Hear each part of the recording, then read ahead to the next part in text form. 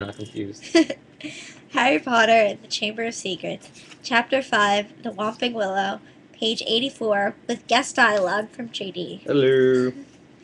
They didn't know the New Year's password, not having met a Gryffindor prefect yet, but help came almost immediately.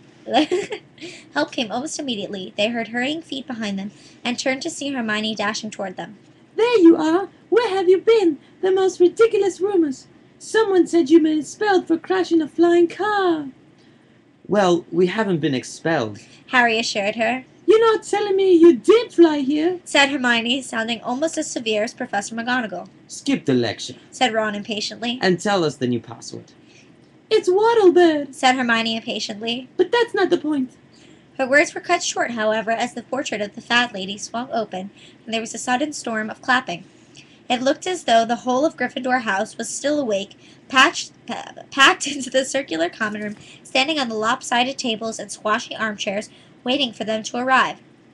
Arms reached through the portrait hole to pull Harry and Ron inside, leaving Hermione to scramble in after them. Brilliant! Yelled Lee Jordan. Inspired! What an entrance! Flying a car right into the Whomping Willow. People will be talking about that one for years. Good for you, said a fifth year Harry had never spoken to. Someone was patting him on the back as though he'd just won a marathon. Fred and George pushed their way to the front of the crowd and said together, Why couldn't we come in the car, eh? Ron was scarlet in the face, grinning embarrassedly. That's not a word. But Harry could see one person who didn't look happy at all.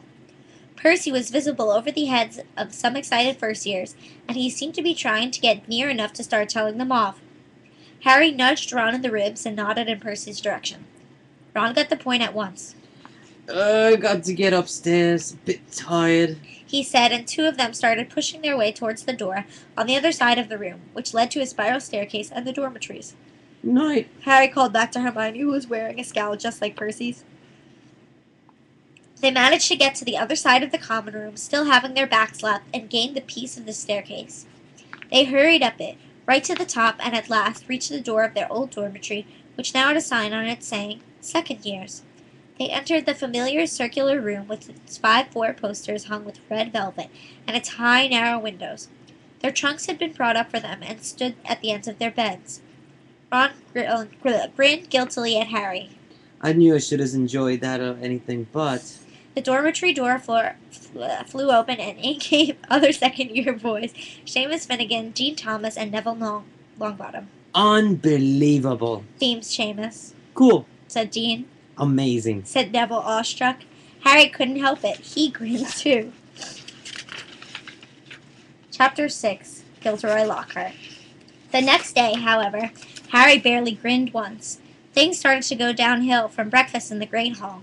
The 4 longhouse tables were laden with tureens of porridge, plates of kippers, mountains of toast, dishes of eggs and bacon beneath the enchanted ceiling. Today, a dull, cloudy gray, Harry and Ron sat down at the Gryffindor table next to Hermione, who had her copy of Voyages with Vampires propped open against a milk jug. There was a slight stiffness in the way she said, Morning, which told Harry that she was still disapproving of the way they had arrived. Neville Longbottom, on the other hand, greeted them cheerfully. Neville was round-faced and an accident-prone boy with the worst memory of anyone Harry had ever met. Mail's due any minute. I think Gran sent in a few things. I forgot. Harry had only just started his porridge when, sure enough, there was a rushing sound overhead, and 100 owls or so streamed in, circling the hall and dropping letters and packages into the chattering crowd. A big, lumpy package bounced off Neville's head. A second later, something large and gray fell into Hermione's jug, straining them all with milk and feathers. Errol! Said Ron, pulling the bedraggled owl out by the feet. Errol slumped unconscious onto the table, his legs in the air and a damp red envelope in his beak. Oh no. Ron gasped. It's all right. He's still alive. Said Hermione, prodding Errol gently with the tip of her finger. It's not that. It's that. Ron was pointing at the red envelope. It looked quite ordinary to Harry, but Ron and Neville were both looking at it as though they expected it to explode. What's the matter? Said Harry. She sent me a howler. Said Ron faintly. You better open it, Ron. Said Neville in a timid whisper. It'll be worse if you don't. My gran sent me one once, and I ignored it, and He gulped. it was Horrible. Harry looked from their petrified faces to the red envelope. What's a howler? He said. But Ron's whole attention was fixed on the letter, which had begun to smoke at the corners. Open it. Neville urged. It'll be over in a few minutes. Ron stretched out a shaking hand, eased the envelope from Errol's beak, and slid it open. Neville stuffed his fingers in his ears. A split second later, Harry knew why. He thought for a moment it had exploded. A roar of sound filled the huge hall, shaking dust from the ceiling. This is gonna break. Stealing the car? I wouldn't have been surprised if they expelled you. You wait till I get hold of you. I don't suppose you stopped to think what your father and I went through when we saw it was gone. Mrs. Weasley's yells, 100 times louder than usual, made the plates and spoons rattle on the table and echoed deafeningly off the stone walls. People throughout the hall were swiveling around to see who had received the howler, and Ron sank so low in his chair that only his crimson forehead could be seen. Letter from Dumbledore last night. I thought your father would die of shame. We didn't bring you up to behave like this. You and Harry both could have died. Harry had been wondering when his name was going to crop up. He tried very hard to look as though he couldn't hear the voice and was making his eardrums throb. Absolutely disgusted. Your father's facing an inquiry at work. It's entirely your fault. And if you put another toe out of line, we'll bring you straight back home. A ringing silence fell. The red envelope, which had dropped from Ron's hand, burst into flames and curled into ashes. Harry and Ron sat stunned as though a tidal wave had just passed over them. A few people laughed and gradually a babble of talk broke out again. Hermione closed Voyages with Vampires and looked down at the top of Ron's head. Well, I don't know what you expected, Ron, but Don't tell me I deserved it. Snapped Ron. Harry pushed his porridge away. His insides were burning with guilt. Mr. Weasley was facing an inquiry at work, after all Mr. and Mrs. Weasley had done for him over the summer. But he had no time to dwell on this. Professor McGonagall was moving along the Gryffindor table, handing out course schedules. Harry took his and saw that he had double herbology with the Hufflepuffs first. Harry, Ron, and Hermione left the castle together, crossed the vegetable patch, and made for the greenhouses, where the magical plants were kept. At least the Howler had done one good thing. Hermione seemed to think that they had now been punished enough and was being perfectly friendly again. As they neared the greenhouses, they saw the rest of the class standing outside, waiting for Professor Sprout. Harry, Ron, and Hermione had only just joined them when she came striding into view across the lawn, accompanied by Gilderoy Lockhart.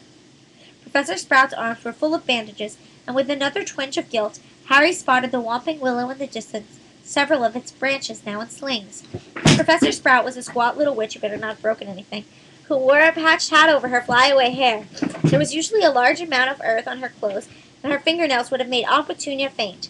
Gilderoy Lockhart, however, was immaculate in sweeping robes of turquoise, his golden hair shining under a perfectly positioned turquoise hat with gold trimming. Oh, hello there. He called, beaming around the assembled students. Just been showing Professor Sprout the right way to, Dr. Whomping Willow. But I don't want you running away with the idea I'm better at herbology than she is. I just happen to have met several of these exotic plants on my travels. greenhouse 3 today, chaps. Said Professor Sprout, who was looking distinctly disgruntled, not at all her usual cheerful self. There was a murmur of interest. They had only ever worked in Greenhouse 1 before. Greenhouse 3 housed far more interesting and dangerous plants. Professor Sprout took a large key from her belt and unlocked the door. Harry caught a whiff of damp earth and fertilizer mingling with the heavy perfume of some giant umbrella-sized flowers dangling from the ceiling. He was about to follow Ron and Hermione inside when Lockhart's hand shut out. Harry, I've been wanting a word. You don't mind if he's a couple of minutes late, do you, Professor Sprout? Judging by Professor Sprout's scowl, she did mind, but Lockhart said, That's the ticket. and closed the greenhouse door in her face. Harry, Said Lockhart, his large white teeth gleaming in the sunlight as he shook his head. Harry. Completely nonplussed, Harry says nothing. When I heard, well, of course, it was all my fault.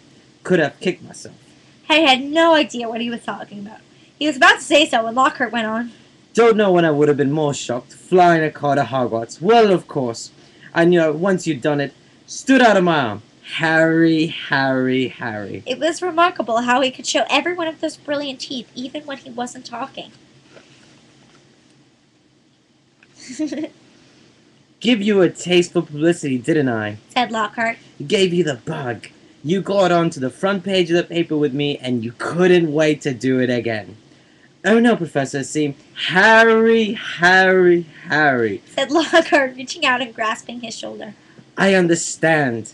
Natural to want a bit more once you've had that first taste. And I blame myself for giving you that, because it was bound to go to your head. But see here, young man, you can't start flying cars to try and get yourself noticed. Just calm down, alright? Plenty of time for all that when you're older. Yes, I know what you're thinking. It's all right for him. He's an internationally famous wizard already. But when I was 12, I was just as much of a nobody as you are now. In fact, I'd say I was even more of a nobody. I mean, a few people may have heard of you, haven't they? Or the business with he who must not be named. He glanced at the lightning scar on Harry's forehead. I know. It's not quite as good as winning Witch's Weasley's Most Charming Smile Award 5 times in a row, as I have. But it's a start, Harry. It's a start. He gave Harry a hearty wink and strode off. Harry stunned for a few seconds, then remembering he was supposed to be in the greenhouse, he opened the door and slid inside. Professor Sprout was standing behind the trestle bench in the center of the greenhouse. About 20 pairs of different colored earmuffs were lying on the bench. When Harry had taken his place between Ron and Hermione, she said, We'll be reporting mandrakes today. Now, who can tell me the properties of the mandrake? To nobody's surprise, Hermione's hand was first in the air. Mandrake, or mandragora, is a powerful restorative, Said Hermione, sounding as usual, though, as she had swallowed the textbook. It is used to return people who have been transfigured to curse to their original state.